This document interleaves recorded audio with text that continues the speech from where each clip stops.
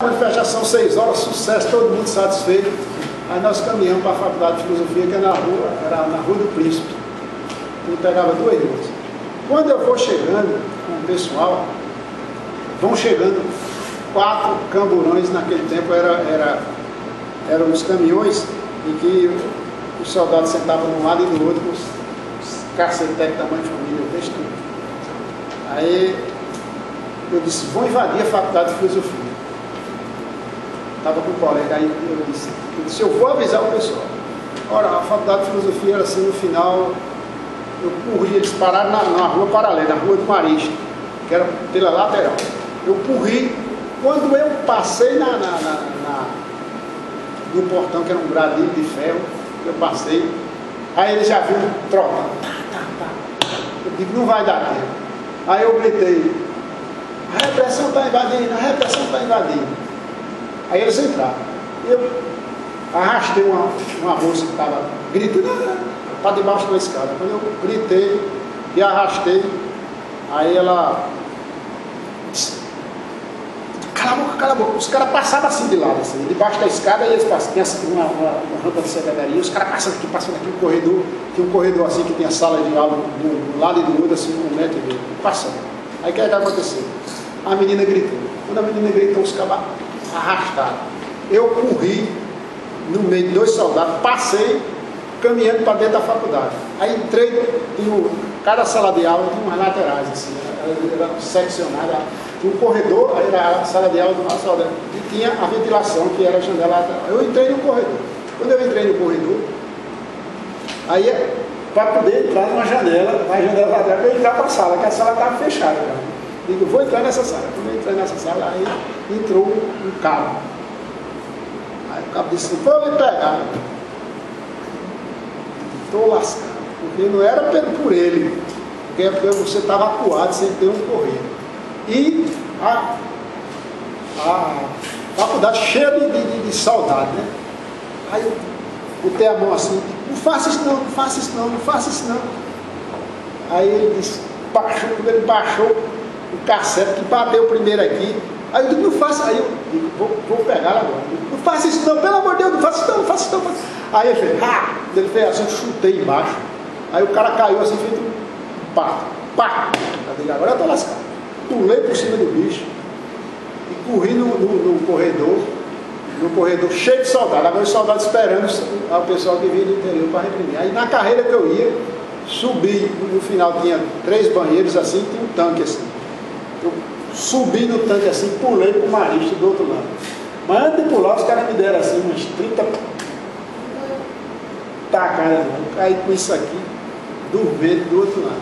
Aí isso é para mandar o sofrimento da família. Aí os caras me entrevistando, aí eu digo, olha, dizia só que foi um estudante que foi massacrado. Aí eu saí no Diário de Pernambuco.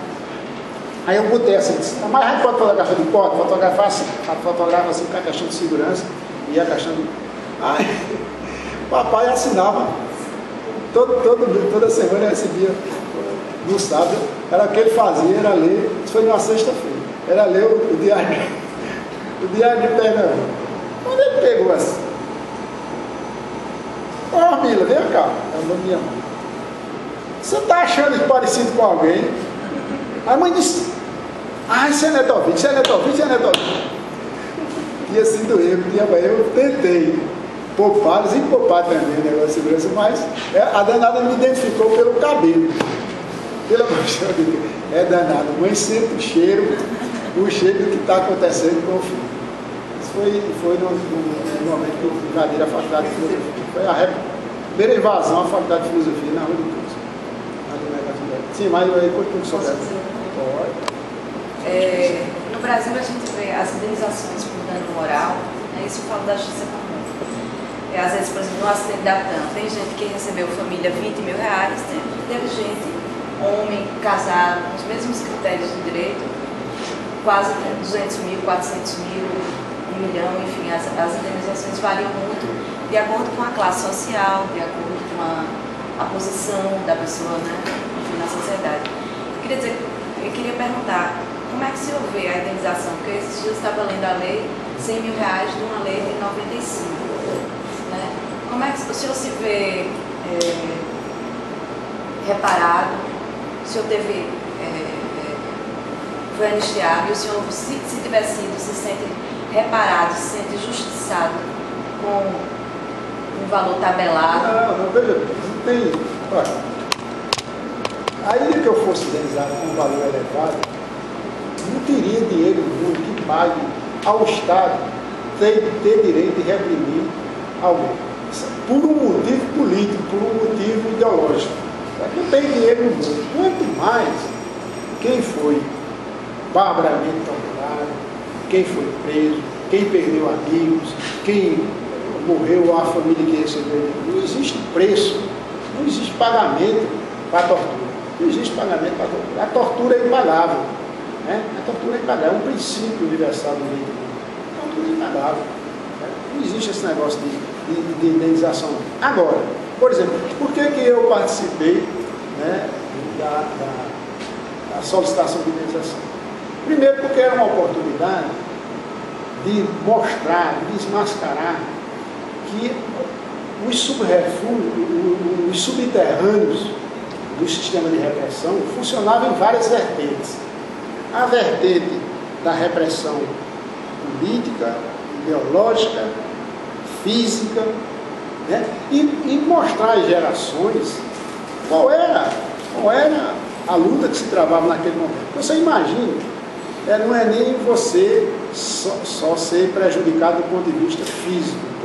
É você ser um pai de família, é você ter uma família sob sua responsabilidade, e você ser sem nenhuma defesa, sem ter nenhuma oportunidade de contestar aquilo, você de repente ter o sustento da família suspenso.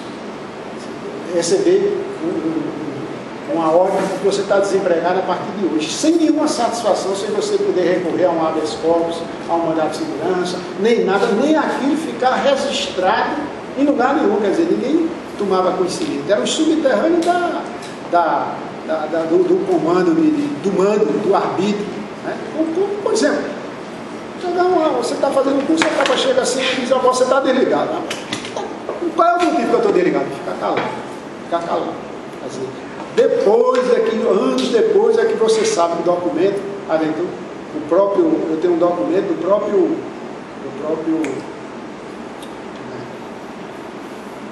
próprio responsável aqui pelo nosso amigo, me lembra aí o Boto, Tapão Boto.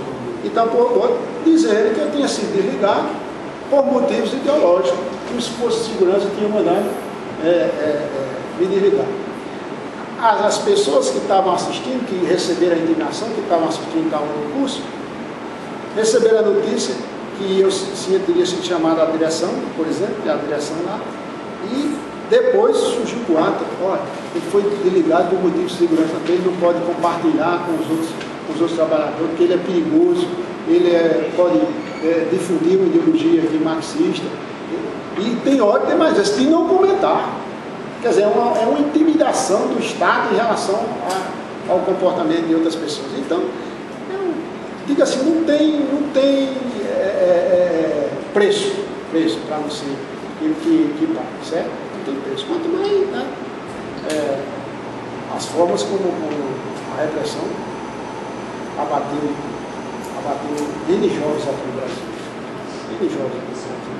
O que eu hoje assim, vejo assim, diga assim, quantas pessoas jovens, cheias de vida, idealistas, camaradas, porque foi onde eu tive mais amizades, mais lealdade, assim, mais coisas pujantes do que um bandido nessas pessoas. Quer dizer, eram pessoas que eram desprovidas assim,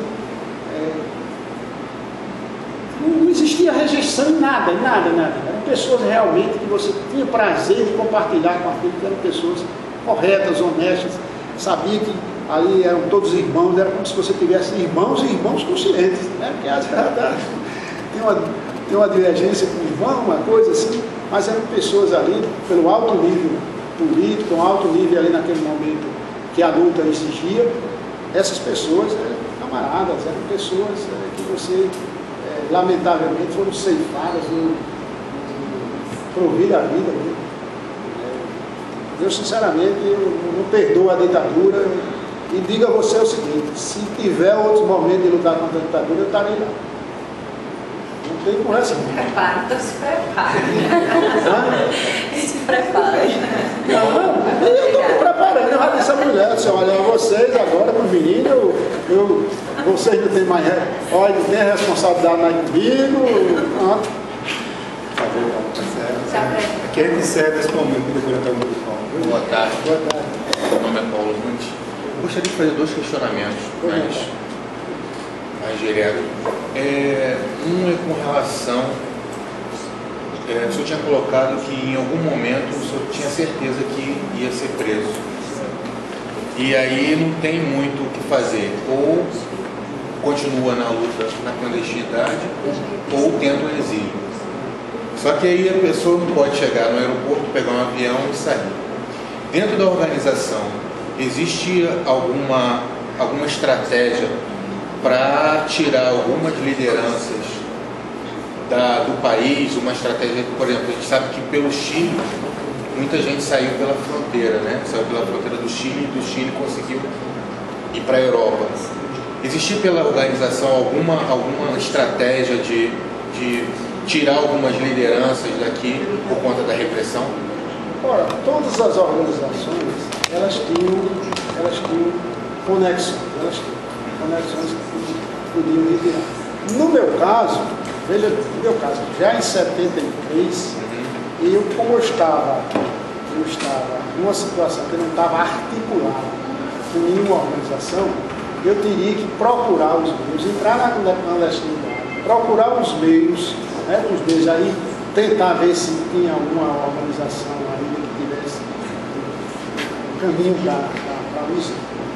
Então, esse seria a coisa. A outra parte seria, como eu disse, seria você estar dentro da luta. Mas em 73, para você se articular não era fácil, porque a repressão estava extremamente violenta. Já tinha desarticulado vários grupos, VPR, AMN, estava em pleno massacre do Araguaia. Quer dizer, para você chegar numa organização dessa era muito difícil, né? Assim, de uma hora para outra, era muito difícil, né? Então, era uma opção, quer dizer, era um risco que você teria que cometer. No caso, como eu tinha certeza que eles não tinham informações vinculadas a mim ao PCR, não tinha, porque eu não era vinculado ao PCR. Eu não sabia das articulações do PCR, a não ser externada assim pelo estudante.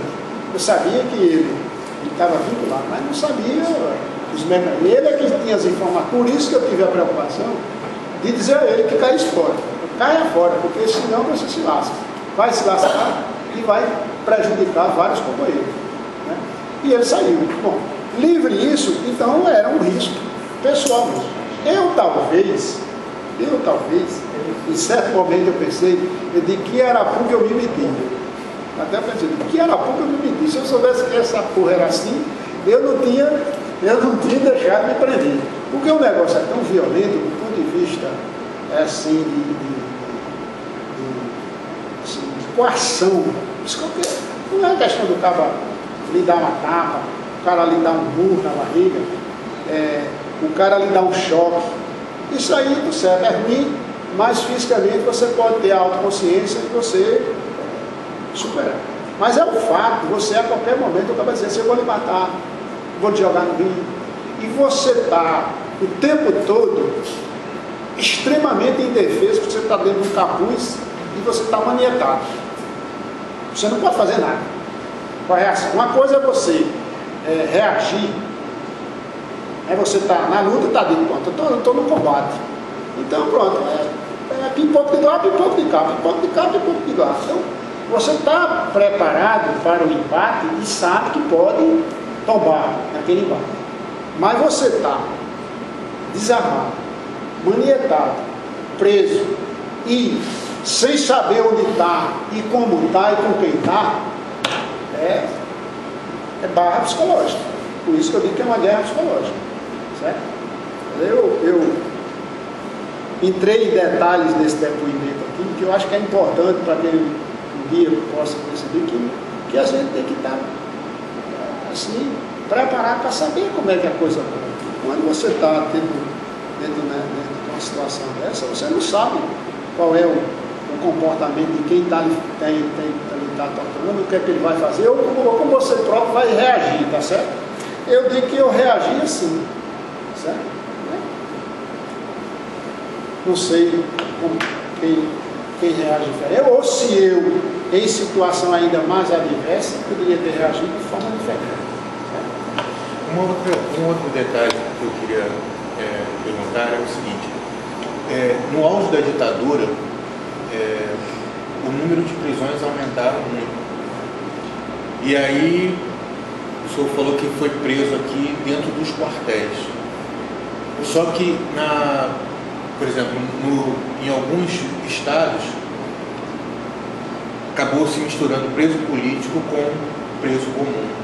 Isso aconteceu, por exemplo, na Ilha Grande, no Rio de Janeiro, isso aconteceu, que misturou as duas coisas. Aqui pela região do Nordeste, na Paraíba, por exemplo, ou em Pernambuco, houve essa mistura de preso político com preso comum? Não, eu não tenho conhecimento. Veja bem, essa fase de mistura foi já depois da fase processual, já o cara já condenado, isso já é uma fase já posterior. Aqui ocorreram, vamos dizer, prisões e fatos políticos em andamento, tá entendendo? Ali o objetivo da repressão naquele momento era capturar quadros políticos e daí ele desmembrar, desbaratar uma organização política, certo? Então, por exemplo, quem foi instrumento da minha prisão provavelmente foram agentes da Polícia Federal, com alguém do código. Esses eu vi, na hora de fui preso, né? Isso eu vi.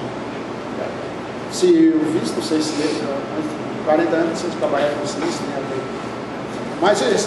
Mas até o momento, como eu disse, de caminhar 200 metros, botaram o capuz e me algemaram, e botaram no sol do carro. A partir daí veio a escuridão. Me levaram, a sequência, me levaram para o organismo do Exército, o grupamento. A gente sabe que o grupamento provavelmente é quem tinha a chamada E2. Como é que chama? S2. Não é S2, parece que é S2. Que é o Serviço de Informação, a inteligência do Exército. Aqui, acho que é lá no grupamento. E lá tem os outros órgãos operacionais. Aí, por exemplo, funcionou de operacionalidade, é o RECMEC. Provavelmente não era feita a estrutura. E o grupamento foi já, depois que unificou as cabeças, no fim, voltar a completar o processo lá no depoimento na Polícia Federal. Mas houve, aqui na Paraíba, os presos do Rocha, o primeiro ano de prisão, com a guerrilha do Capitão Rocha, ele foi misturado com os presos comuns. Mas o processo já, né? Não, já tinha terminado o processo. E também em 64, o Arrochelas foi jogado numa cela comum e foi espancado por presos comuns também. Então, houve essas duas situações. 69, no ano de prisão, que eles cumpriram, né? Inclusive, não só o pessoal lá, que era o professor Oswaldo, que era aqui, cumpriu o ano de prisão, Oswaldo diz, o Biratã, né? E Chiquinho, Cacheado. E cumpriu também o advogado que incendiou, acusado de incendiar o carro aqui no ponto sem ré em 68. Isso foi no auge, né? No auge da ditadura. Foi em 69. 69. Eles foram condenados e ficaram classificados. Um ano de prisão. Já cumprindo pena, né? O senhor sabe, ouviu dizer de maltrato ou tortura a algum menor? Menor? Menor. Uma criança menor de idade? Não, veja bem. Esse é só averiguar. Um dos presos, Alberto Neves, eu acho que era mais ou menos da idade de Anísio. Anísio não era de maior nessa época. Anísio deveria ter 16 anos, mais ou menos, certo? E o Alberto, eu ouvi, eu não queria citar porque não é bom, mas o Alberto eu ouvi a tortura dele. Alberto Pinguim? Escutei. Alberto Pinguim. Alberto Pinguim. Foi uma pessoa que eu... Do RECMEC. No RECMEC. Alberto Pinguim. Que eu não saí de lá. Quer dizer, foi de um lugar para outro. Certo? Você sabia que era ele? Pela voz. Eu conheci pela voz. Que era de menor, então. Eu acredito que ele era de menor, porque Anísio, ele era colega de muito amigo de Anísio. Acho que o médico também era de menor, que foi preso. Aquele que a gente escutou lá em Campina Grande. Chicão, né? Chicão. Era de menor. E tinha também os meninos da escola técnica, viu? Isso. Que um deles, se eu não me engano, era um nome indígena, o nome dele. Sali que é, sabe? Não, não. Esse foi quem abriu tudo. O Birajara. Que depois, anos depois, eu me encontrei com ele. Eu fui tirar um cisto no braço. E ele foi que eu pegando, ele disse: rapaz, eu estou lhe conhecendo. Tu não se lembra de mim, não? Aí eu me lembro. Ele disse: foi lá no 15 que a gente se encontrou. Foi ele que estava chorando. Será que não é alguém filho do Tenente Lucena, em que todos eram com nomes indígenas? Né? Será que não é alguém, não? Pau, Mari, Pode, era tudo em nome indígena, né? A família. Não era assim. Era da família. Era assim, o Birajara. Guaraci. Tem vários nomes indígenas da família. Ele estava na escola técnica. É procurar saber. E ele me disse, chorando. Foi que disse que estava traumatizado. Para encerrar, né? Se o senhor sabe dizer, se ouviu, sabe dizer, de maus tratos às mulheres ou com alguma conotação sexual? Bem, os depoimentos, aqui não, desse envolvimento aqui não, mas a história das militantes políticas estão que elas foram barbaramente torturadas, entendeu? Se viciadas e muitas foram mortas. Depois eles simulavam confrontos, botavam revólver na mão da dois, simulavam que tinha havido um confronto, um tiroteio, mas todas elas que foram presas em ação foram torturadas, ou todas elas que foram presas, quase todas elas foram presas em aparelhos, né, os aparelhos, elas foram torturadas. Em Campinas foram, as mulheres foram torturadas, levaram choque elétrico lá nas granjas de Campinas, granjas privadas. Laura é uma das que foi presa no Congresso de Ibiúna. Laura Ramos. Bom dia, então, agradecendo aqui a diretor 20, Maio Duarte, pelo seu depoimento importante para a Comissão da Verdade, também para a memória histórica, né, da período de 64. Nós encerramos mais essa oitiva, né, da Comissão da Verdade e Preservação da Memória do Estado da Paraíba, em conjunto com a Comissão Municipal, a Comissão da Verdade Municipal. Então, agradecendo a todos, né, a gente dá por encerrada essa sessão, que sem dúvida será um instrumento importante para a memória histórica do período.